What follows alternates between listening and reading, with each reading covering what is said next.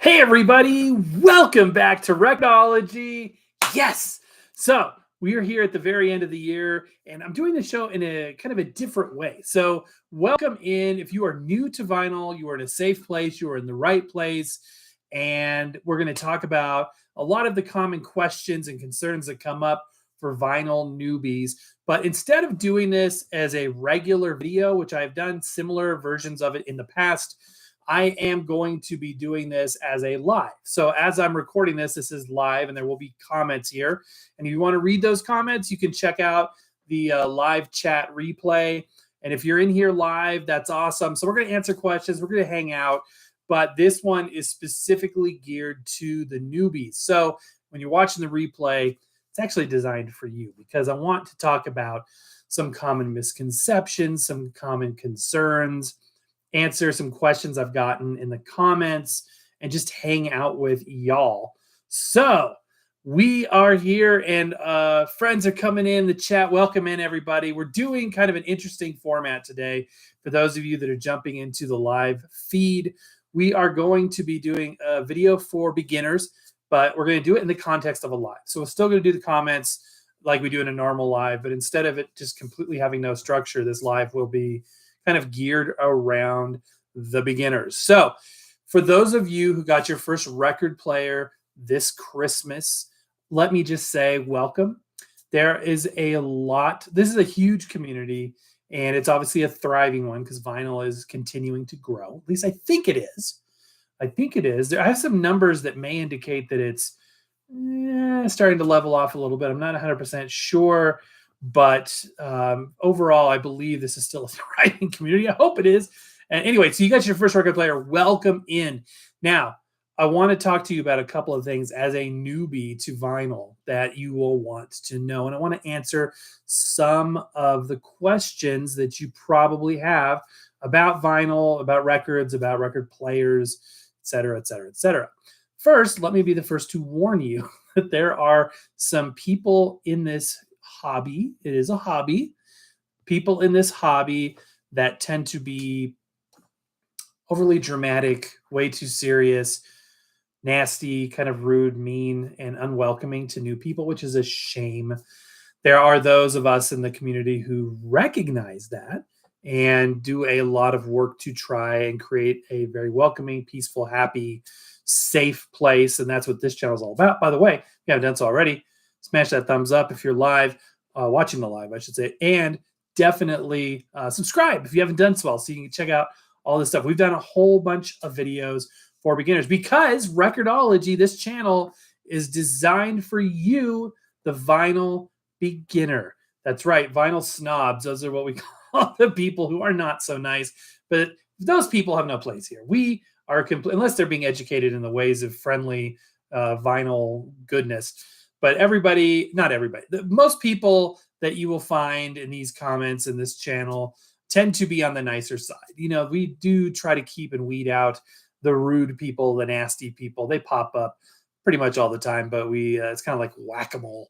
Try to keep them out of discouraging folks. So I want to start by saying this. I have a playlist designed for the beginner. It's called New to Vinyl. Start here, something like that. And if you go to my channel and hit playlists, you'll see that in there. There's a lot of dozens of videos in there actually that are designed to help you do everything from how do I play a record? How do I operate a record player? Things that somebody who isn't new would take for granted, but somebody that is new, like we all were at one point, may not know. So that is a good place to start because some people are like, I don't know what to do. What is this? You know what I mean? Because a lot of us grew up in a world where we didn't have vinyl as sort of a baseline for listening to music. So for a second, I just want to welcome folks in. Michelle, welcome in, Old Radios. Everybody's so glad that you are all here and joining us in the live stream. And by the way, if you are watching the replay, you're like, live stream? Yeah, we do lives from time to time. And we've been known to give away records, record players, record accessories, a lot of stuff, actually. So make sure that you're subscribed, select all the bell notifications, select all so you don't miss when we go live. Otherwise, YouTube won't serve out all of our notifications. So So you've just got a record player. If you did, it's likely one of two types. It's likely either a suitcase player, like a Crosley Cruiser or a Victrola, or it's maybe an all-in-one unit. And that is because those are the most prolific record players. Those are the most common for people to find, especially for people that aren't, used to getting into vinyl. They're affordable. They are, those companies work very hard to negotiate deals with companies such as Amazon, Target, Walmart, Kohl's. The list goes on and on and on and on and on to make sure that their record players are the ones on the shelf. Therefore, it's very common for people getting their first record player from an aunt, an uncle, a mother, a father, a son, a daughter, somebody that may not be into vinyl themselves, to say, oh, this is a record player. I see this. This is cool. It's a good price too. Let's go ahead and buy this for so-and-so. And that may be how you ended up with that. And that's fine. That's good. Now, a lot of people may stop right there and try to deride that. And you may be saying, what is all the grief about? Why would that be a problem? And I want to go into that in just a moment. So welcome in. Oh yeah, from the UK. Awesome. That's really cool. If I go silent and look over to the side, I'm just reading comments. So bear with me. From an LP60 to an RT85. That's a nice upgrade, but it's fully manual. And that is a good question too. I'll go ahead and address it now. A lot of people that are starting out, I get this question almost every day. Record-ology. Why? And by the way, I don't know why that's my name. I don't really have, it's like Mr. Record-ology, Mr. Record-ology, dude, man, hey you, person, content creator. Yeah, it's kind of funny. So I never was intending to become Mr. Record-ology, but Record-ology is the name of the channel. Anyway, I get this question all the time. Which is better, an LP60 or an LP120? And I got one today that was like, what's better, an LP60 or what is that thing we reviewed last month? It was like really nice polished wood. Something that's completely manual versus something that's completely automatic. And the answer is, well, it depends. It may be similar quality-wise. And in the case of the LP60 and the LP120, they're made by the same company, hand-pin turntables, but they're completely different. Do you want automatic? Do you want to push a button and everything does it automatically? Or do you want a fully manual where you're queuing everything up and you're very involved? So it just depends. It just depends. That's a question you get a lot of the time. Back to the very, very beginning. So there are a lot of people out there that if you say, I got a suitcase player or I got an all-in-one retro-looking player, they will get really nasty, and which is bad. It's unfortunate. They run a lot of people off. Those are gatekeepers, and every hobby, every sport has them. I am also pretty involved in the world of Hardy Boys books. I love Hardy Boys books. In fact, got a bunch of them for Christmas. It's another hobby of mine, completely unrelated to this channel. But even in that world, if you can believe it, there are gatekeepers. There are those nasty people that are trying hard to make sure nobody else comes into the hobby. And unfortunately, it happens in baseball. It happens in every kind of sport. Any sport our kids were involved in, any particular hobby or interest that we've ever been into, there's always gatekeepers. And this is no different. These people have been doing it forever. They know the right way, whatever that is. You know the wrong way. They want to just be nasty, and it turns off so many people into this hobby, and just really makes them kind of never mind. Maybe I don't want to be a part of this, which is a shame because it's so much fun, and there's no reason for that. And most of what they're saying isn't even right. Most of it's inaccurate. So stop having fun. You're not allowed to have fun. And as incredible as it sounds, you're not allowed to have an opinion. I was blown away by Techmoan's video, by the way. I actually wrote to him. I hadn't written to him in a while. I was blown away because he really, really, he feels this pain at a different level. There's people, you're not allowed to have an opinion. It's amazing. It's absolutely amazing. And that's it too. Kids that are getting into this, it's awful. Kids that are just getting into this, they don't know any better. You know what I mean? They're not going to be an audiophile, doing this, for the best possible sound. They're just having fun with the cool record player. Let them have fun. People are nasty. It's awful. So you may be saying, why would, first of all, people are just nasty. That's the why. Also the why specific to beginners in vinyl is because they end up getting a suitcase player or an all-in-one, which, let me cut to the chase, doesn't damage your vinyl. and there's nothing wrong with it whatsoever. They don't sound as good as higher end units, but there's nothing wrong with them. If anything, they get people interested and kind of pique their interest into this hobby where they pursue, this hobby in further detail. Camera quality looks better. No, but I actually have lighting. So I actually have a ring light up here kind of filling the room. Without the ring light, so we're back to the kind of orangey. I got 2 glass domes, and then I had the fill light there just to help out a little bit. But thank you for noticing. I'm always working on trying to make it, better. Hockey is a heavy metal, record collecting, and hockey, the worst gatekeepers ever. Yeah, baseball is another one that's terrible. Terrible, terrible, terrible. So the basis of it is there is a perception that suitcase players and all-in-one units will damage your records. So the basis for that understanding is misinformation and is not accurate. But those units, and if you have a record player with a red tip cartridge, it looks a lot like the one I'm about to show you, if I can actually find one. Come on. I think I would be better prepared. Anyway, if you have a red tip cartridge with a stylus that looks like that, then you're using an entry-level stylus cartridge combination there that is called a ceramic cartridge. And it, by necessity, by design, is heavier on the record.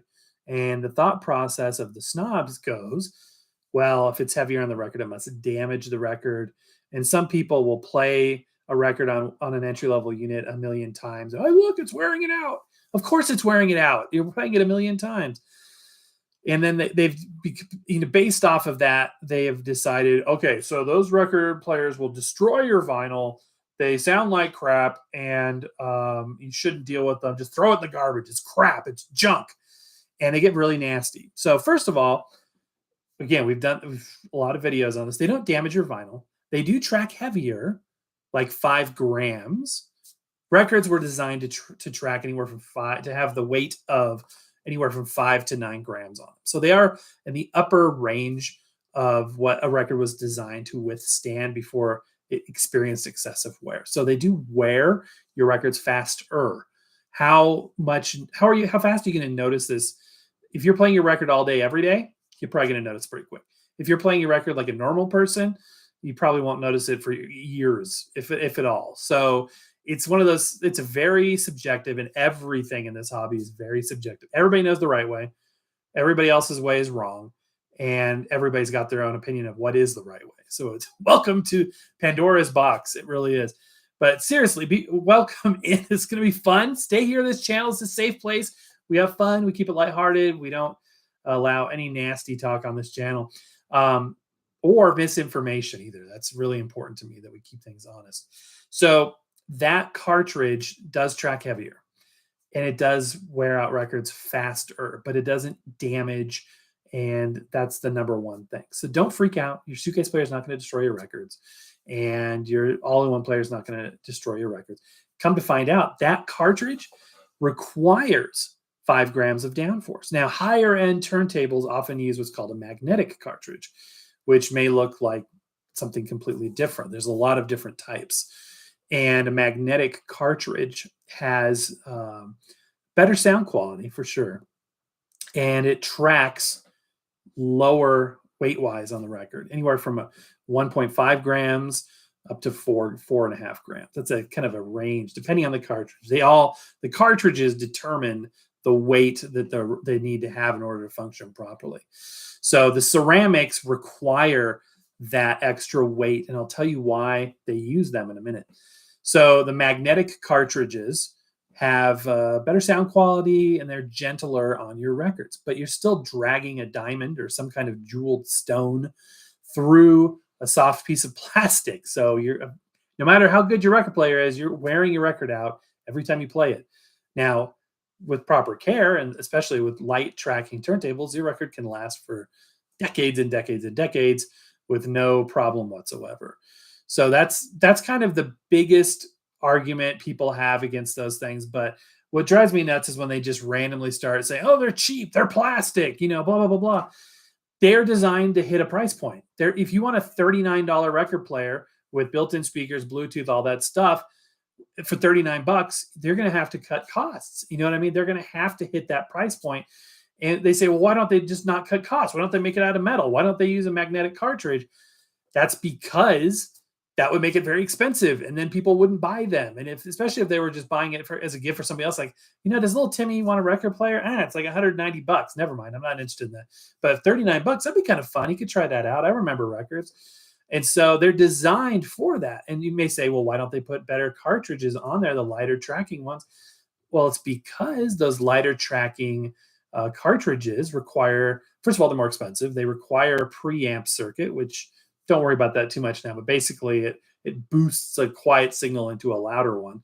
And that these are things that a beginner wouldn't care about anyway. If you were to take a Crosley Cruiser, a very prolific, popular record player, put it on the shelf and have two versions, one that says just what it says now, and then another one that says with magnetic cartridge, nobody would buy the magnetic cartridge except for 10 people on YouTube. Everybody else would buy the same, whatever. They wouldn't even notice that. They don't know what that means. So there's no selling. There's not a benefit to people that don't know. Okay. And again, they're designed for people that are, it's the Instamatic throwaway disposable film camera of record players. All right. It's designed to get you started. And meanwhile, maybe you want to upgrade, or maybe that's all you want to do, whatever. The sound quality typically on those entry-level units hasn't been the best. A lot of that is due to improper use of that cartridge. It requires an impedance match that isn't usually done from the design level of those players I would say 2017-ish. Most record players, all-in-ones and suitcase players made after that are impedance matched and sound better than their counterparts prior to that. But they got kind of a bad reputation for sound quality. They sound tinny. There's not that much bass. One argument that I always say that the audiophiles, the vinyl snobs have that is very valid when it comes to saying maybe a suitcase player or an all-in-one isn't the best is the possibility, and this has to happen, but it's the possibility that somebody's going to have their first exposure to vinyl be a unit that doesn't sound as good, even if it's properly impedance matched. The ceramic cartridge tends to be harsher with not as much full tones and richness. And compared to streaming and MP3s, even that, it may not sound as good, certainly not as good as CDs. And so somebody may say, oh, the vinyl sounds like crap. I don't want to do this. And they may, turn around and, not pursue the hobby. And it's sort of a catch-22 because if you don't have those cheap units, people will also not try the hobby because it's too expensive. But then you got people that don't pursue it because it is too expensive. So it's a catch-22. And I do see the validity in that argument that people will misjudge the quality of vinyl. And then you got the people that say, buy vintage, only buy vintage. Vintage is the only way to go. Well, you go vintage, you need other stuff that the beginner may not know about or want, or, maybe they don't want a whole stereo. You go vintage, you're going to have a preamp. You're going to have an amplifier. You're going to have speakers, or you're going to have powered speakers. And, that's if the capacitors haven't blown out on the unit. That's if it's working properly, if it doesn't need a new belt, if the motor isn't shot. So buying vintage isn't like a surefire way. In fact, we've reviewed some vintage stuff this month, and I'm looking at you, Toshiba. That isn't great. Just because it's vintage doesn't mean it's great. So if you haven't clicked out in panic yet, new person to vinyl, let me just say this. The suitcase player, the all-in-one player, it's a good starting point. It's a starting point for sure. But if you are on a budget, if you're living in an apartment or having a small space, a tiny house, and you don't want or need or have all of this big stereo equipment, you just want some with speakers, play a record on every once in a while, you still love your Spotify or Apple Music, but you want to kind of have a couple of records to play sometimes, nothing wrong with it whatsoever. And for somebody just getting into it, a kid or something, or a teenager, that's fine too. Or just somebody that wants a small little record player, that's fine. I've got suitcase players I still use. I listened to one of them today. There's no problem with it whatsoever. So that's the first thing. Don't believe that negative hype that there's anything wrong with those. Just know that once you get your foot in the door and you hopefully become intrigued, that you say, I want to pursue what's next. What's better? What comes next? So that's one thing that I really, really, really want you guys to know, that you're okay. That's fine. Don't let the people scare you away. So that's a baseline. Let's start there. and I want to jump in and get caught up on comments. If I miss any comments, I really apologize. I really appreciate everybody being in here. Hit the thumbs up if you wouldn't mind. I would really, really appreciate that. Hello from Maple Rapids, Michigan. That's Ossigan. Ossigan? I can't talk. Ossigan, Michigan. What the heck? Very heavy tracking damages. Records. Yeah. We know that. It is true. SLBD 35. That's a good unit. Bad needles. And that's true. That is true. Baseball is bad. What? Oh, when it comes to gatekeeping. Baseball is bad. Stay away from it. Just kidding. I read that. I was back on the conversation we were talking about gatekeepers. Yeah, absolutely. And most people on YouTube are just like, they won't tolerate. And that's just it. Why would you? Who cares? What business is it of you, Mr. Snob, what somebody else buys? And you get on here as a content creator, just as a person that is consuming YouTube content, and say, hey, I got this new record player. This is cool. No, that's not cool. And you're an idiot. It's cheap Chinese junk. I am so sick of that mindset. You know what I mean? Like, that's like you buy toilet paper. No, that's the wrong kind of toilet paper. You shouldn't buy Charmin. You should buy Quilted Northern. You idiot. You moron. Well, I like blue. No, you don't. You like red. Red's better than blue. That's how silly it is. That's how silly it is. Getting caught up on comments here. Never put a quarter or any kind of coin on your cartridge. A temporary fix, but not a good one. That is that 2.5 grams. We did an experiment once with a penny. That's 2.5 grams right there. 2.5 grams. So if you're this is the worst. If you have a suitcase player and all-in-one and it's skipping records, very common. I get about 100 of those a day requests for how do I fix my skipping record player. We've done videos on that. Check that out. Again, it's in that playlist. But don't put a quarter on your tone arm. Please don't do that, because if you do that, your 5-gram cartridge will go to 7.5. And once you get above 6, then you start doing normal wear and tear becomes excessive wear and tear, transitioning into damage. And there are some record players, not everyone's okay. Not every record player is, I'm not saying that every single record player is okay. The majority of suitcase players and all-in-ones are okay. They track heavy, 5 to 6 grams.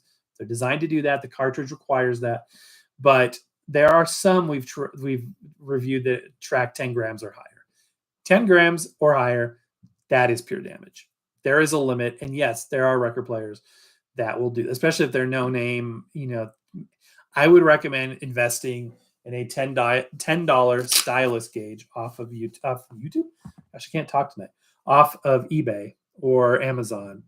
$10. And you just literally place your stylus on here. It's a digital scale, and it'll tell you if it tracks, what it tracks at. And if it tracks over, I would say over 6 grams, be a little alarmed. If it tracks over 7, 8 grams, be alarmed. And if it's 10, don't even think about it. Don't even think about it. Ultimately, if something doesn't work, send it back. They are making these things by the millions and millions and millions. There's going to be faulty units in there too. So people say, what do I do? It's, playing way, way, way too fast, or I can't hear any sound. If it's just broken, just send it back. Just get your money back. Get a return. Try another unit. Have them send you a new one until you find one that works. And you may say, that's terrible. You shouldn't have to do that. And I agree. Ideally, you shouldn't have to do it. But in reality, in practice, sometimes you have to do that if you want one at that price point. That's one of the risks.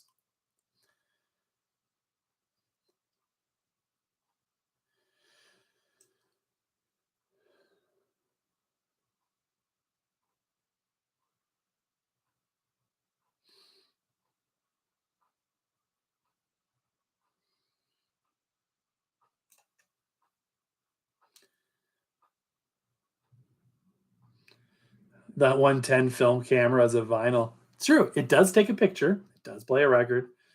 Does it do it as good as 35 millimeter? No. But there's nothing wrong with it. Hi from Germany. Welcome in.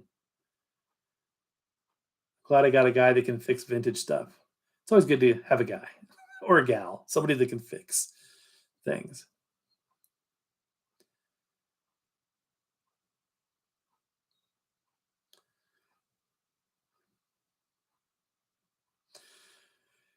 Hey, Dave, we did have a good one. Thank you so very much for supporting us during Vlogmas. We did over 20 record player reviews last month. If you want to watch some record player unboxing reviews, go check those out.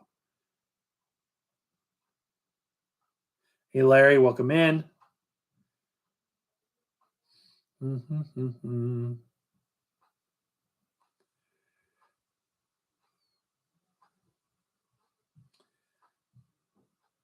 Interesting comments tonight. Autocorrect giving you grief. I know that feeling so very, very much. Eric has a great question. This is a good beginner question. Is it normal for the platter to bob up and down while playing? So it's kind of like undulating like this. So that's called platter wobble. It's very common in entry level players. The platters being plastic, some of them have some malformities in the way they're molded. So in an entry level player, some wobbles, okay. It's not going to make on those speakers on that level of equipment, not a huge deal. Now, if it's ridiculous, then it shouldn't be doing that. But even higher end units, and I'm saying into the several $100 range, can have some platter wobble. My Technics has platter wobble. This guy over here has platter wobble. And what is this over here? I might get to that in a minute. I did change it out today with a new turntable. So yeah, you're just getting into it. You could spell better than autocorrect, Larry. Good, because I can't. Oh man, it has its way with me. But yeah, sometimes what happens is I'll be writing the right word. They're like, no, we're changing this to that. That's not the right word. Autocorrect. And some days it's worse. So no, that's a good question. So platter wobble, this kind of comes with the territory. Another thing that newbies always ask about is skipping. And those players skip a lot, especially on if you got rap records or something with a lot of, that's very highly modulated, a lot of punch, a lot of bass tones. And we've demonstrated it before. We've shown the fix on multiple videos. But really quickly, before you go watch those videos, see it in detail. When you lift the tone arm up, if your record player has one of the little levers, it's lifting a little shelf. So let's say this is the tone arm. It's lifting a little shelf in the back to lift up the tone arm. And oftentimes when you flip the lever back down and the tone arm starts descending, the little lift shelf doesn't lower all the way. And you have to push down on the lift shelf so that the tone arm rests all the way down on the record. That fixes about 90% of skipping. Also, make sure that you don't have excessive vibrations on the same surface as the record player is sitting. So if you have, floors that creak and bounce around, if you come running and stomping across the floor, that can cause it. Big speakers vibrating can cause it. So just be cognizant of that. There are things like silicone feet that dampen those vibrations. And when you get into higher end turntables, that becomes less of an issue. Don't play rap. There you go. I've actually got some rap. But that is funny. Hey, Gary, welcome in. We're doing a show just kind of focused on tips and tricks for the beginners. So if you guys have any tips and tricks for beginners watching this, then welcome in. Hey, Manny, welcome in. Glad everybody is in here. Brian, thank you for the sub. Yeah, so okay. So Eric, you upgraded to the stylus to a diamond one with a metal cantilever, and you bought an acrylic slip mat. Excellent. Those are some great upgrades. So back to the topic of the ceramic cartridge. I have them around here until I need one, right? All right, come on, you. Where are you? It might be. Ooh, this is not good. Why is this sitting there with no guard on it? Oh, because it's got no stylus. Okay. Bear with me. Somewhere in here. Somewhere in my stash, I have what I'm looking for. I don't have it. Okay. So, where's the... I need to organize this. Clearly, I need to organize this. Okay, we'll just do this. This may not be an eloquent way to do this, but ceramic cartridges. Now, when you hear the term ceramic, it refers to the technology inside the cartridge. It's not the needle. The needle isn't ceramic. The needle, just like a magnetic cartridge, is going to be either diamond or, in the case of some cheap ceramics, sapphire. So it's a jeweled tip.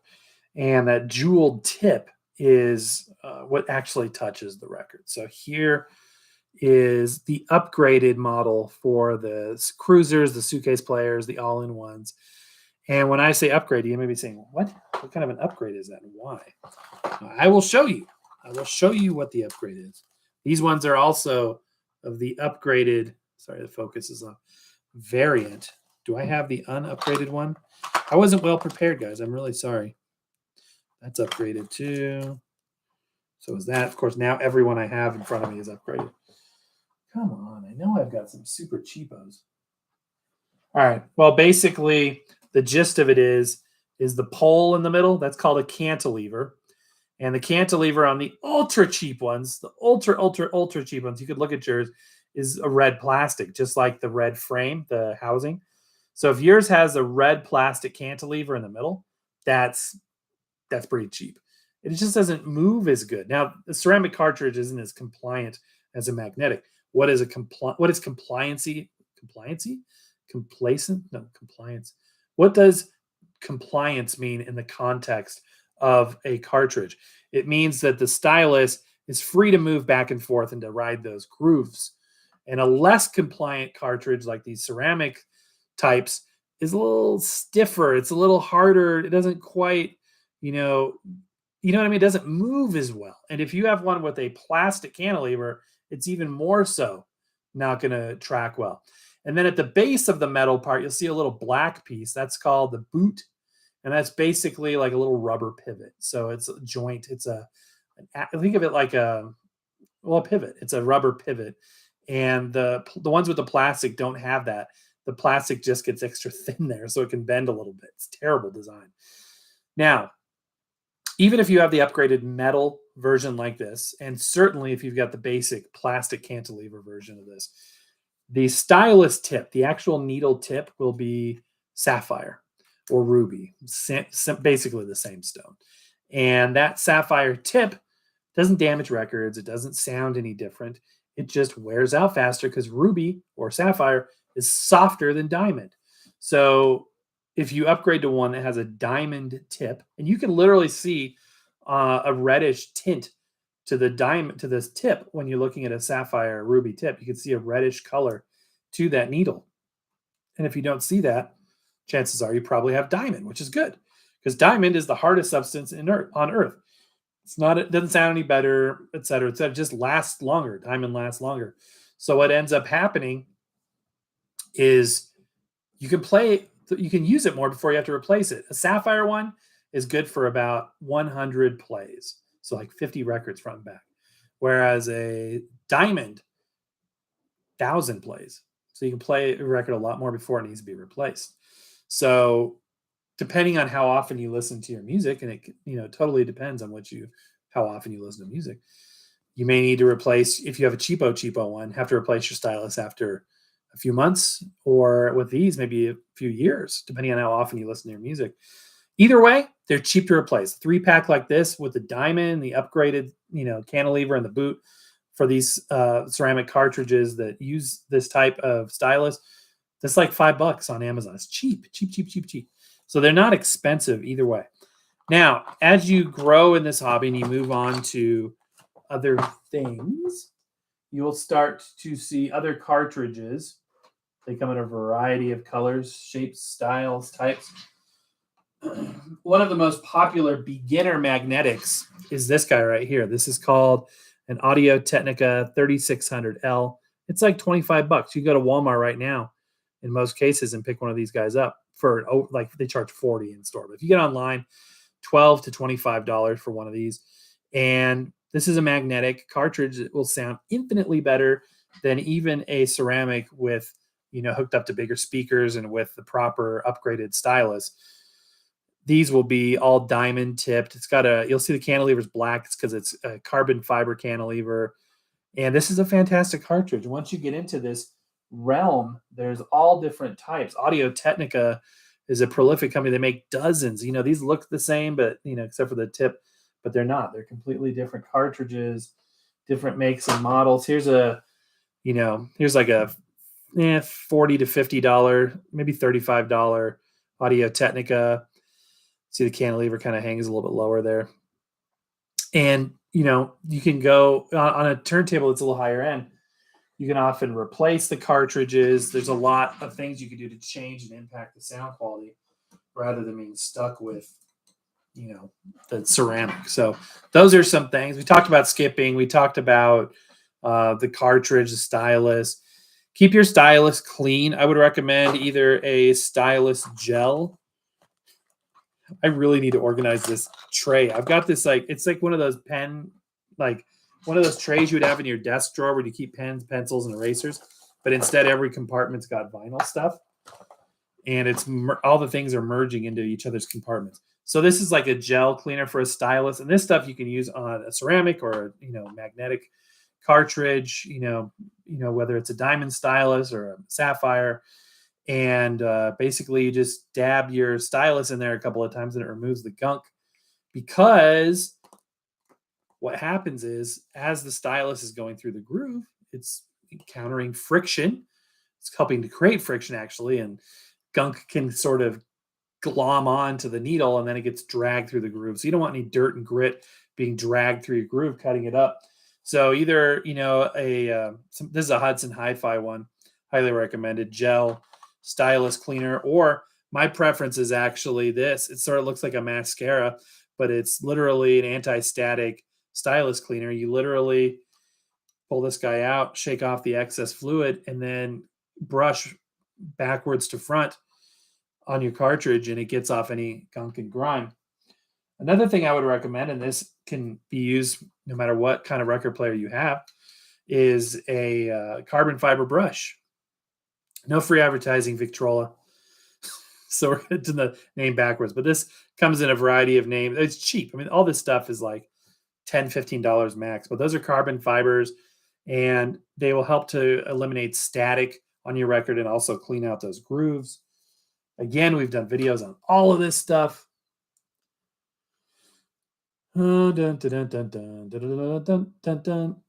Okay, let's see here. Getting caught up on comments. Wow. Thank you, everybody, for the engagement. A lot of engagement on this video. Again, if you wouldn't mind hitting the thumbs up, I sure would appreciate it.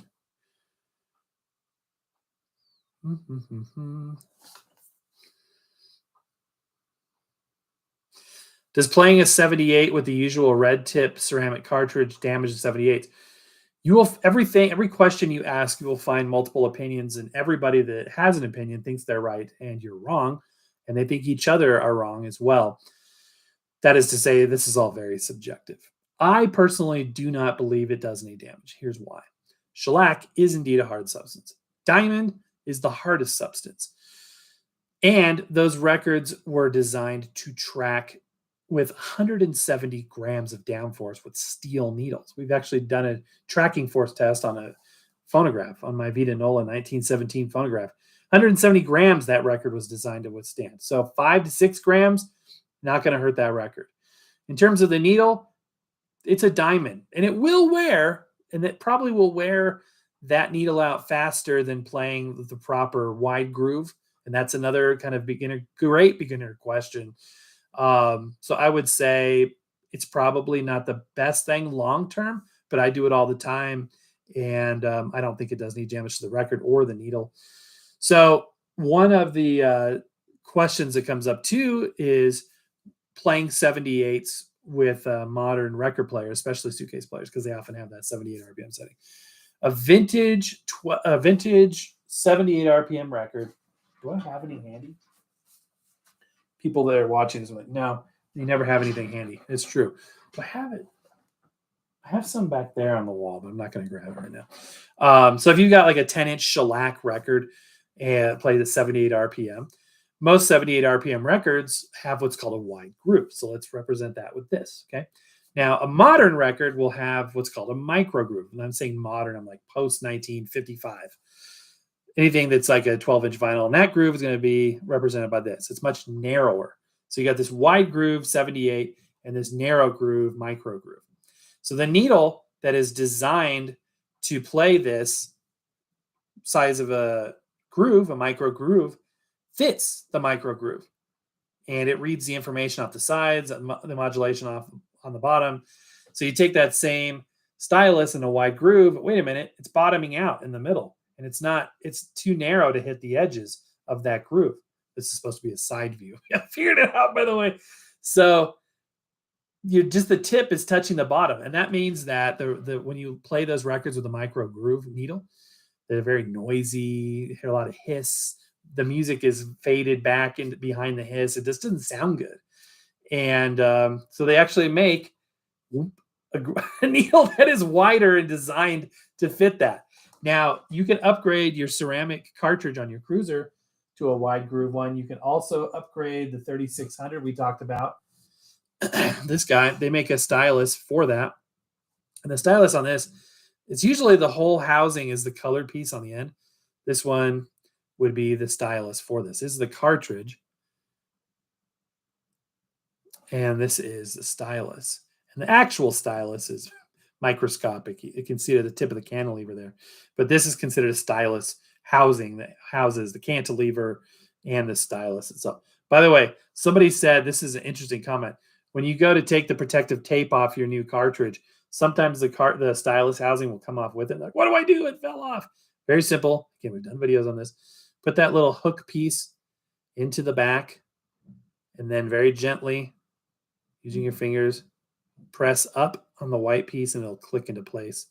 Couldn't really hear it, but that's all there is to it. Also, somebody here asked, how long will these last? It's, the diamond tip that this has, same thing, about 1,000 plays for a diamond stylus on any cartridge. So that's the thing about it. So you'll get the best sound. Like, you can get really good sound. If you have a record player with a proper wide groove stylus, and I'm not saying cartridge, you can keep the cartridge, just upgrade the stylus to a wide groove one, you can get really good sound. Bampa flip cartridge. We reviewed one a couple of weeks ago. It was sad to learn that they come with a micro groove on both sides. So it flips over to 78 mode, because there are these flip cartridges that have the wide groove on one side and the narrow groove, the micro groove on the other. The problem is that on the Bampa, both sides are micro groove, even though one is labeled as 78, which is dumb. And I didn't like that at all. So you can upgrade the stylus piece of it, but you shouldn't have to. It should come as advertised.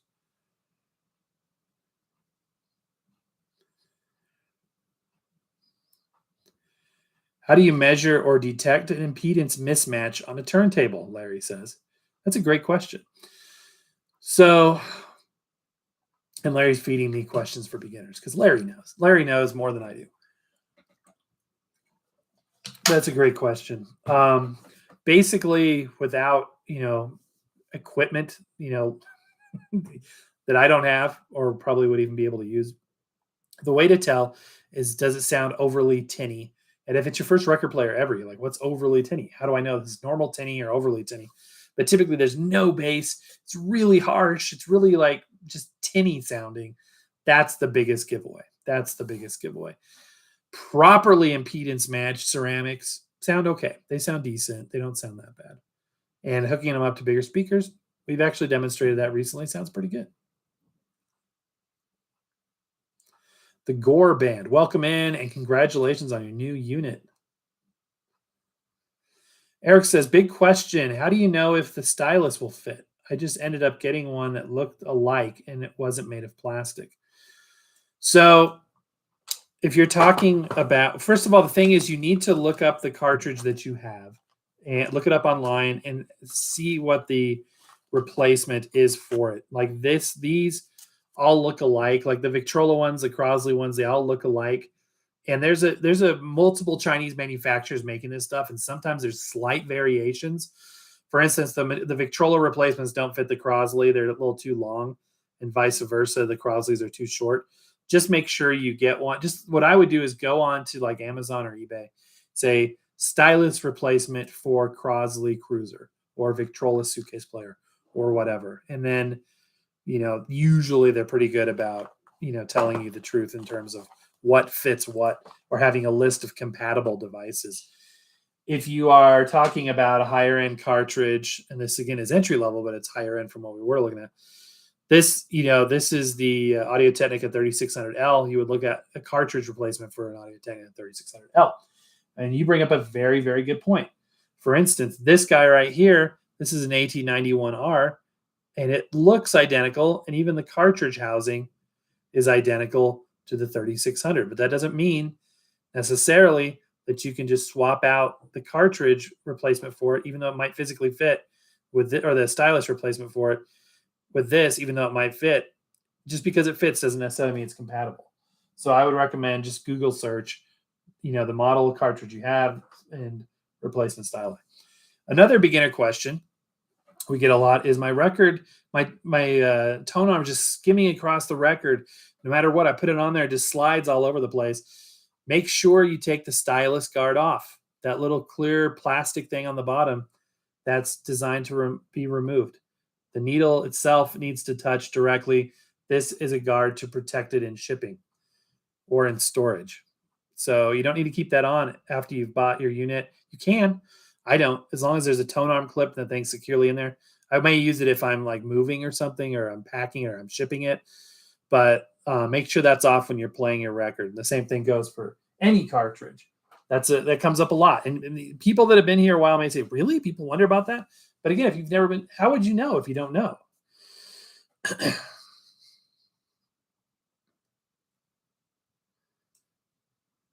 Hey, Jack, welcome in. Yeah, I hope everybody had a great Christmas. Thank you for all the support. Really, really appreciate you guys and gals supporting us. David says, one of the best bang for your buck upgrades you can get is a good brush. Clean records make a big difference. They do. And clean records, another thing I would recommend is a good cleaning solution. I use a Spin Clean. It's a little pricey. There are knockoff brands that do a similar job. I shouldn't say knockoff brands. They're alternate brand choices. That it's like a disc cleaner. You kind of rotate it in the solution. And I need to do that. I have a bunch of records I've accumulated here that need cleaning. That will make the biggest dramatic change in getting rid of pops and crackles. But another question that comes up is, what about those pops and crackles? And as it turns out, that all records, at some point, the vinyl starts to break down and there's micro hairline cracks in the vinyl substrate itself. And sometimes a perfectly clean record will still have some pops and crackles. Personally, I don't mind the pops and crackles that much. If you get a newer record, you clean the heck out of it with a wet clean solution, like one of those disc wash or Spin Cleans. Most of my records run completely dead silent with no pops or crackles if they're newer, like post 70s and properly cleaned.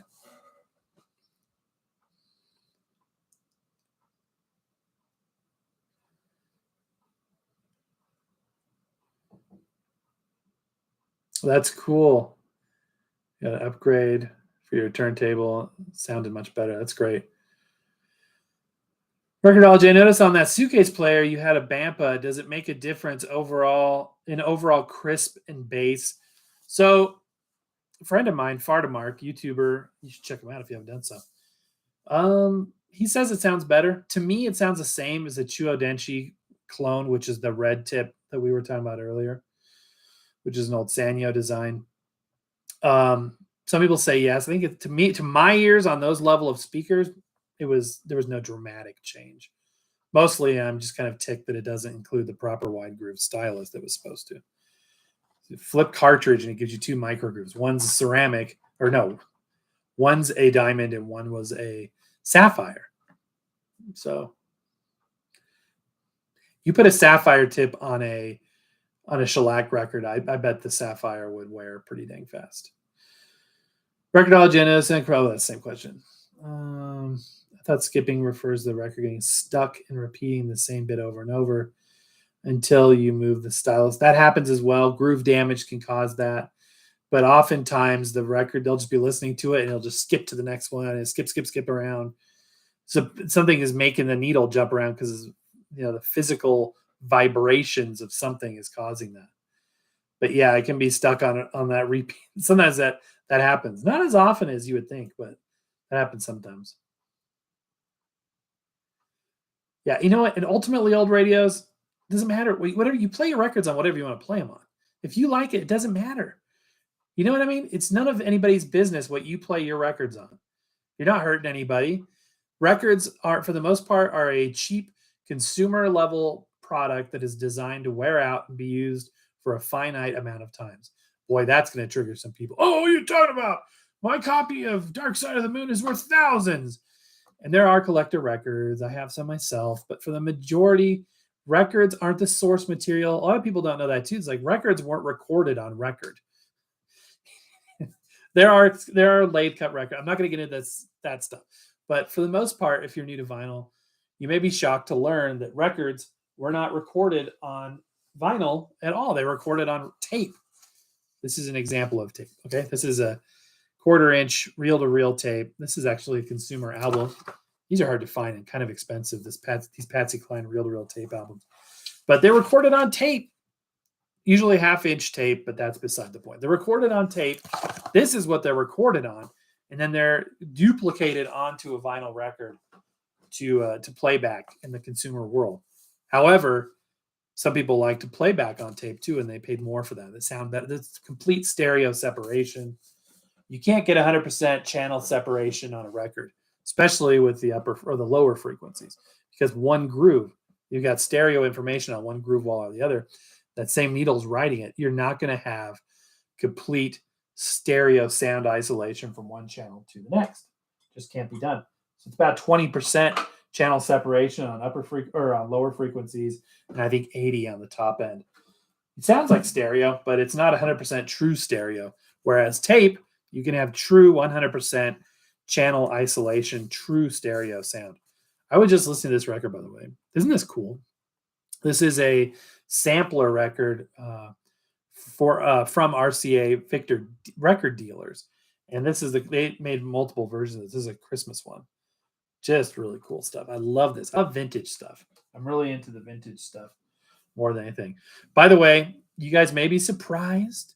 Just did the system tour recently on the channel. I did take out the SLBD 22 Technics and replaced it with a Crosley. What am I thinking? I replaced a Technics with a Crosley. First of all, the Technics in storage is not gone. Number two, I like this Crosley. This is the C200 direct drive, made by the same company that makes the LP120s and LP60s and most everything Audio-Technica stuff. But it's dead accurate on speed. It's more accurate than my SLB5. And I just like this turntable. I'm spending some time with it. That's what I've been listening on today. In fact, I posted a picture of one of my Patsy Cline records on it this morning. So let's see here. Your autocorrect has made my day. That's awesome. Did this just get dimmer? That was weird. I have a drawer loading turntable from 1985. But the stylus, that's a rare one. That's cool. That's really cool. The caption said it was diamond with 1,000, but the tip was kind of pink. And that happens a lot too, Eric. A lot of them are mislabeled or they're sold as diamond when they're not. That's very common. That's a bummer. How long does the 3600? We talked about that. Jack says, I love when you do these live Q&As. Jack, welcome in. So glad to have you. Sorry I'm behind on comments like always. This TP World, I have a receiver that has a button for moving coil or magnetic. That's awesome. The LP3 does as well. Moving coil is, I saw Ortophone did a video. Look, I said it right. Ortophone. Ortophone did a video recently talking about the differences between a moving magnet cartridge and a moving coil cartridge, and it was fascinating. Essentially, it is like it sounds. In a moving magnet, the magnets move and the coils are static. And in a moving coil, the magnets are static and the coil moves. And it produces a lower voltage. So turntables that do that, or receivers that can, that's interesting that's in a receiver, that can connect to one of those, need to know if it's a moving coil or moving magnetic, because the moving coils output an even lower voltage and they require special preamplification. Larry says record stores can find the stylus you need if it's hard to find. It's a good idea. 3600L, $19 on eBay. Record weight for slightly warped records. You know what? I didn't like record weights as much as I thought I would. I've got a beautiful Hudson Hi-Fi one. And you say, well, it makes sense. If your record's warped, put it on there. But usually the warpage is on the outside, not the inside. So it doesn't do that much. Plus, you wonder what kind of strain is it putting on the motor of your record player. I wonder about those things. I have an AT from 1980 still working, played thousands of LPs, and Audio Quest cartridge too. That's awesome. Frank Jr., welcome in. Yeah, the stylus gel is like a solid gel that has it's sticky, and when you drop the needle into it, it kind of sucks everything off. You can only use it a finite amount of times. For starter cartridge, avoid the groove tool. Go with the Audio Technica, says David. I use cleaning fluid with a little brush. We talked about that. Ronco record vac is bad to clean the record. I've never actually seen one in person, but I know what you're talking about. We have to talk about the Foo Fighters. Okay. So I think I went to a Foo Fighters concert. I think they were opening. If people that know my music taste will be like, what? But I was at a concert at Red Rocks once where Gwen Stefani, I think the Foo Fighters were there. Yeah. I'm not going to say anything more about that. But I was there. I didn't go back, but I was there. They should make a stylus cleaner fragrance. That's a weird thought. It's fragrance stylus cleaner. The mascara cleaner I'm more familiar with. Yep. Larry says warped records can be improved using heavy books on a flat surface for a day or two. I do that as well. I got the Angel Horn record player for Christmas. Happy with it, but do you think there's a better option for that price range? I forget what that cost. I reviewed 2 Angel Horn record players. One of them I was pretty impressed with. In fact, I think the second Angel Horn I reviewed was the same one that we reviewed under the, was it LP and number 1 brand or something? We reviewed this beautiful brown high gloss record player, and I think it was sold also under the Angel Horn name. Depending on the price point, if I knew the price off the top of my head, I could tell you. And if I knew which Angel Horn you're talking about. Magic Eraser, says David. Now, this is something I've heard a lot about. I have to test it. I haven't done it myself. So the stylus I ordered, it said it was diamond. The tip was pink. It said it had 1,000 plays as a ruby. It probably is. Ultimately, just play it until it starts sounding bad. You know, if it lasts more than 100 plays, then fine. If just because you hit 1,000 plays or 100 plays, you don't need to arbitrarily throw it away. Wait, that's the expected range. Wait till a record doesn't sound as good. Now you may be saying, wait a minute, as soon as it sounds bad, it's damaging. But I think if you changed it out as soon as you notice it sounding not as good as it used to, that might help. And that might be probably a safe way to go about it. Or if you just wanted to be safe, then just change it out. They're cheap enough. Not so much. It'd be kind of expensive to do on the 3600. But I've played a lot of cartridges, a lot of styli, and the only time in 5 years that I've needed to replace a stylus, and I haven't done so yet, is this guy right here. This came with my LP3. This is the AT91R, and I wore out this stylus. That's how often I use my LP3 for a number of years. It needs to be replaced. But all these other ones, I've never worn one out. I've broken them. I've done other dumb things with them, but I've only worn that one cartridge out in 5 years of extensively using record players. Now, you may be saying, well, that's wise because you use a million different record players. If you were using the same one for 5 years, you most surely would have. And that's fine.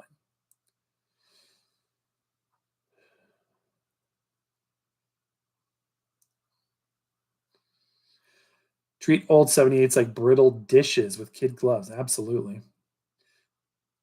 Joe said, Joe Schmo.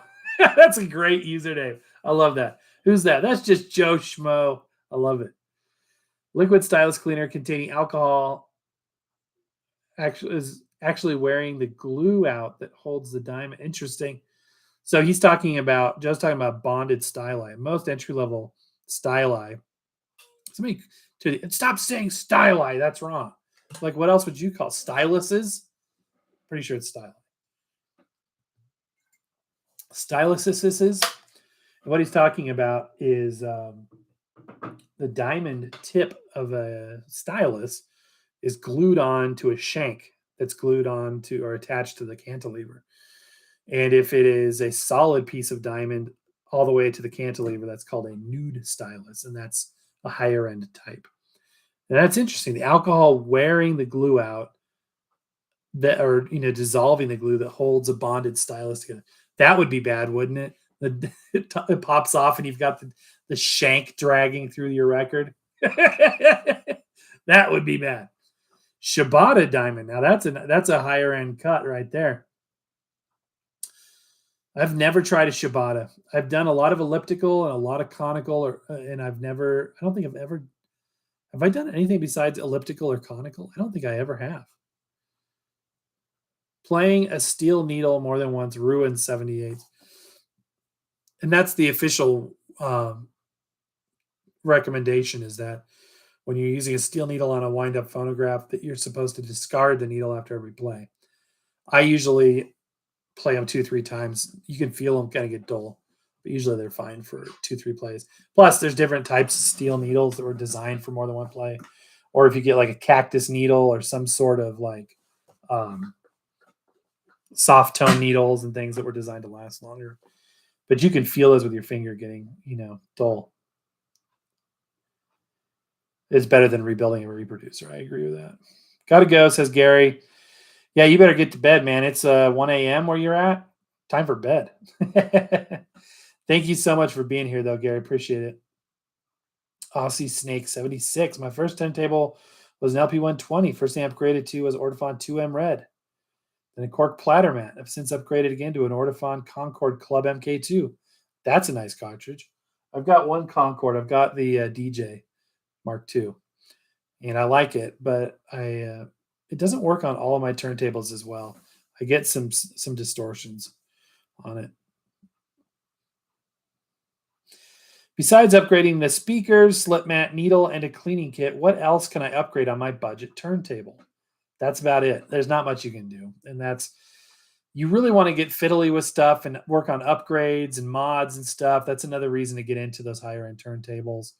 But be careful, because they're not all replaceable cartridges. Like the LP60s, you can upgrade the stylus, but the cartridge is fixed, even though it's a 3600L. They're not all mounted in those SME type head shells. So, but if you get into an LP120 or, a lot of things, the C200 or the little brother, the C100 Crosley, those all have, all the basic features, all the manual controls, cartridge, counterweight, slip mats. And, if you have a entry level suitcase player and all-in-one, the platter's smaller, and there's not really mats, but they do make a couple of mats. Like they just don't do much. They don't need a platter mat. They just use the little rubber nubs on there. So if you want a full-size platter mat, you want to look at different designs and different types. We've reviewed everything from carbon fiber to, oh gosh, obviously felt. We've done leather. Have we done leather? Cork, rubberized cork, rubber, acrylic is probably my favorite.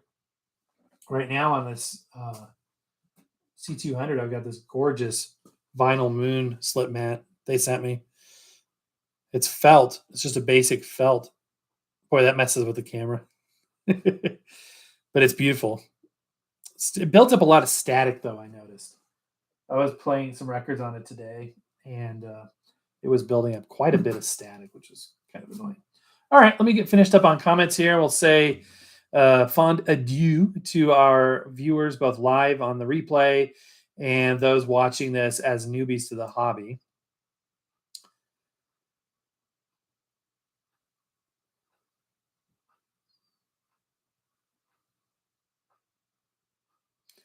I cringe to my soul when Amazon ads and people in general leave the stylus cover on when playing the. What I love is the record players where the product photo on the box shows the record playing with the stylus guard on. The people taking the picture clearly have no idea what they're taking a picture of. That's hilarious. midnight. I'm exhausted. Okay, it is getting late, so we'll call it for the night. I just want to say thank you to everybody. Picked up an 8-track of Elvis, Our Memories of Elvis. That's cool. How did your videos go here in Non-Rain's place during Vlogmas? That's a good question, Larry. We're still trying to sort through the analytics. We had a lunch meeting today talking about the data that's coming in from Google right now, and Google Analytics measuring everything. We definitely saw growth on the channel. The question is, how is it comparing to previous years? And that remains to be seen. We're still on our Christmas spike, the busiest day of the year for us, and trying to retain as much viewers as possible. A lot of people that come in here this time of year are newbies, and that's why we try to do a lot of new content for new people during this time for sure.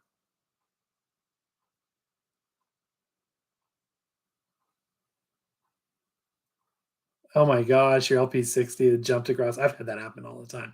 all the time. That's not a good feeling, is it? Many people play their records once during their lifetime just to dupe it to reel, and then just listen to the tape. Yeah, they did it with cassettes too. It's true.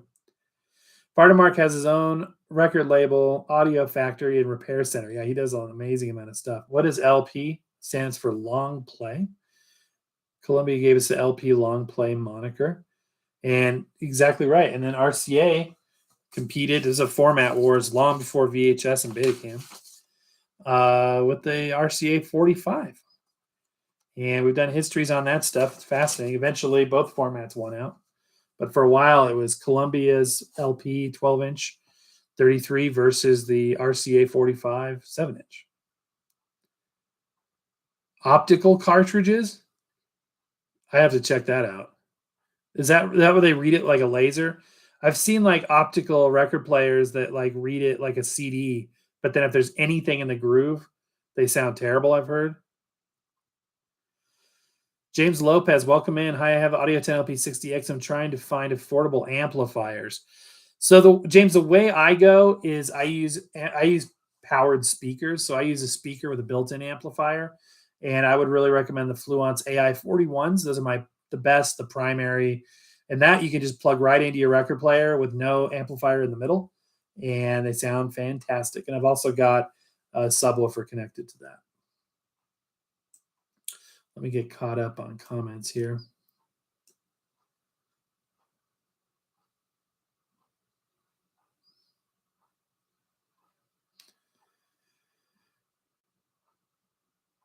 Moving ceramic stylus when paired with a receiver that's set up to switch between moving magnet or ceramic cartridge. Ceramic stylus sound awesome. Yeah, they can sound a lot better when they're properly matched and hooked up right. Get a jeweler's loop, which is a magnifying glass, to look at a stylus tip. That's a good tip. Literally, a tip for a tip. What does acrylic slip mat help with? So the platter mat or the slip mat has very, very, and I mean very minuscule audio properties. So like a felt one will sound a little bit different than an acrylic. And people that are into acrylic mats will say they have a tighter bass response. They have different properties in terms of attracting or repelling static electricity buildup or different things of that nature. So much of it's subjective. Check out our video on slip mats and on platter mats. There's so many different types. The differences audio wise are very minimal. Yep, bass response. Yep, Tim Marty, you guys are on top of this. Probably 20 minutes ago. I'm just behind on comments.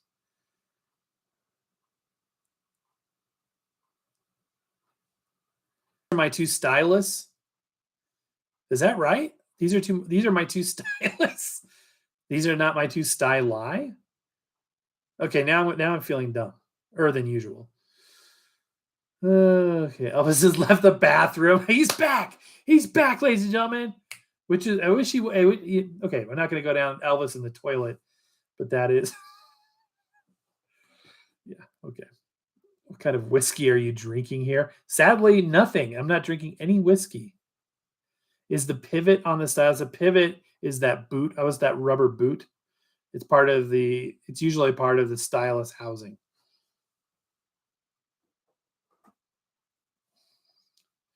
It's not the best one to demonstrate. It's the black part at the back of the stylus. So the pivot does what it says. It pivots. And then sometimes there's something called a bridge, which is like this little stabilizer that holds it kind of cradles the cartridge in there. Let me see if I can find them. Actually, the ceramic was a better way to show that. So yeah, look at the black rubber there. That would be the pivot.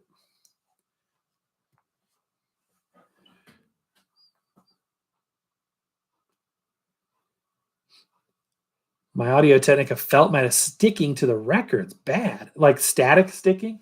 Yeah, they are bad for static. I agree.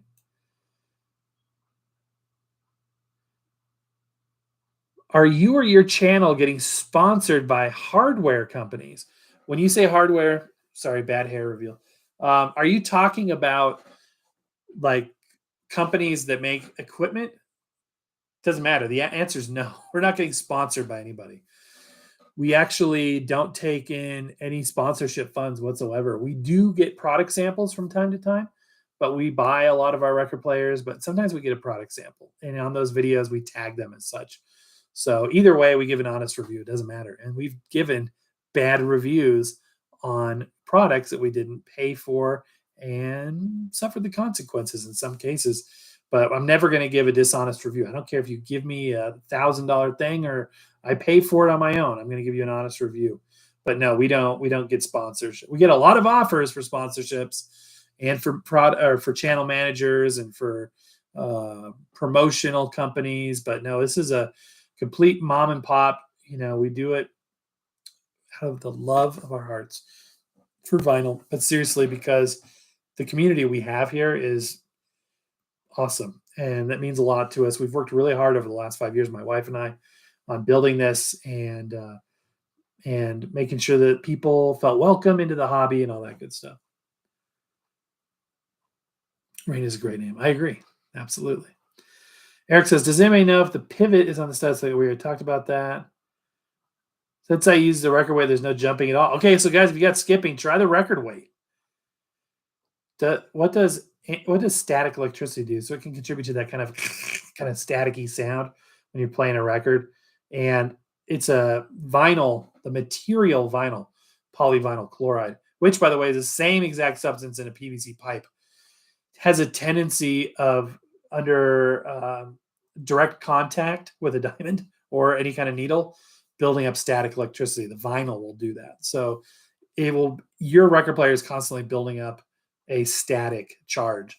And so different things like platter mats and things will discharge that. Other things like anti-static cleaner, anti-static brushes will discharge static.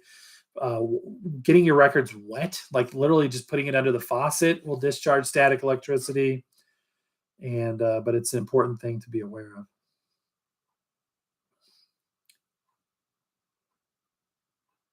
Jeremy Hobbs is in the house. By the way, Jeremy, I guess I'll tell you now. I was going to send you an email. I got the card. We got the card. Thank you so much. It was just so kind of you. Really appreciate it. All right. 0 stat guns. Yeah, if you want to go the expensive route, you can get a gun that'll zap the static off. Larry says use this anti-static gun. Takes the most static out of a record for a while. That's good to know. And it is for a while because it will build back up. All right, my friends. Any final questions before we say goodnight? It's an interesting time. So if you are new to vinyl and you're new to the channel, definitely subscribe and thumbs up. Frisco Gaming is here. That's awesome. Welcome in.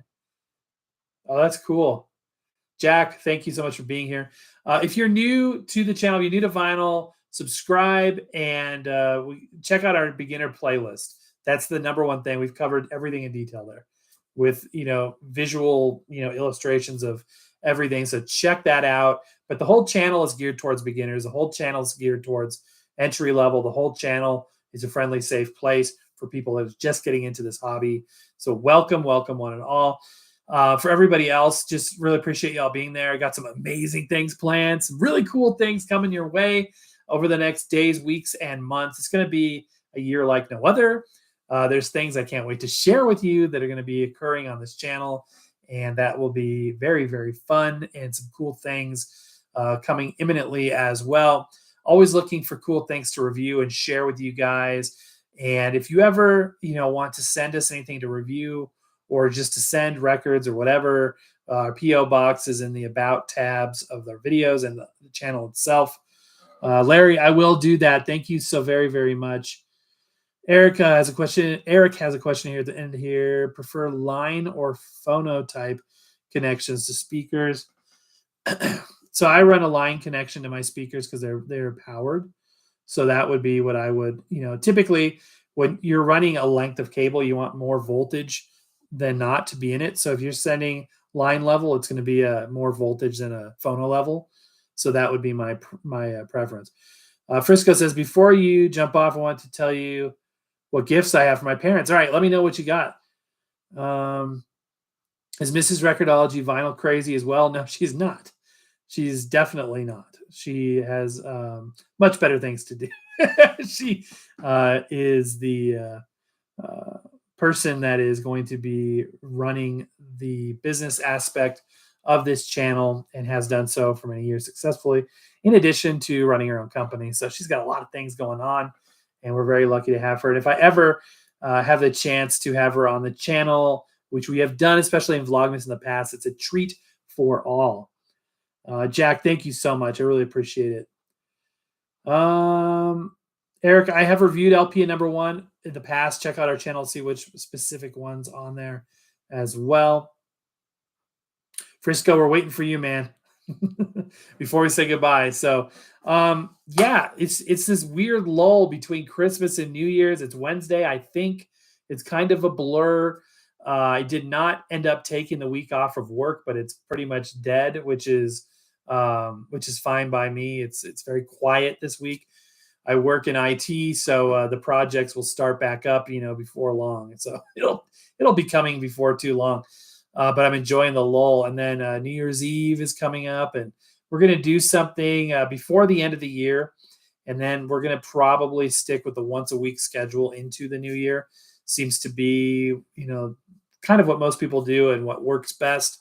Again, I've got to find that, work-life balance, and I've got to have time to produce the best show possible.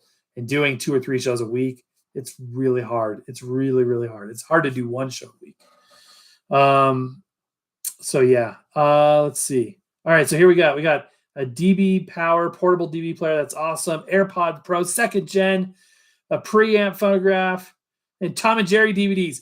That's all you need in life right there. If you got Tom and Jerry DVDs, the life is good. So, Miles High. No, that is done.